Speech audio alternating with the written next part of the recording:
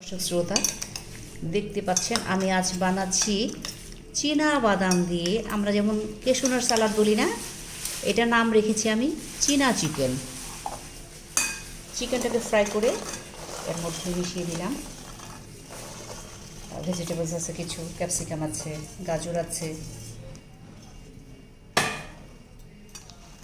আমি এখন এটাকে মিশাবো, মিশিয়ে সুন্দর করে সার্ভ করব। খেতে আপনার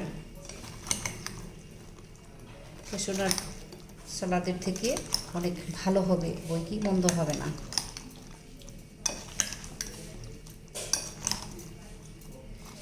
এখন আমি দিচ্ছি চীনাবাদাম ফ্রাই।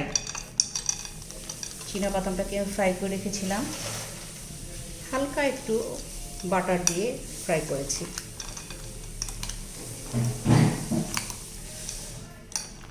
শেষ আলহামদুলিল্লাহ। এখন আমি সার্ভ করব।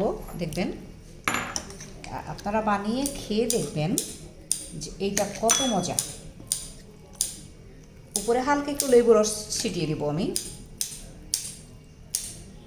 হালকা একটু লেবু রস দিব। চিকেন দিয়েছি, অনেক মজা হবে আশা রাখি। এখন উপরে হালকা একটু চীনা বাদাম দিয়ে দিব, যেমন আমরা এর আগে কাজু সালাদে কাজু বাদাম দিয়ে দিলাম। এখানে একটু হালকা একটু কাঁচামরিচ দিচ্ছি, এটা না দিলেও হয়, আর মাঝখানে যেহেতু আছে আলহামদুলিল্লাহ। এখন আমি একটু হালকা ডেকোরেশন করব।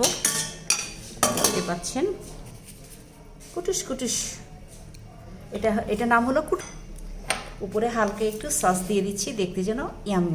আমার বাচ্চারা কুটুস পাতা বলতো, ওই জন্য আমি কুটুস পাতা বললাম।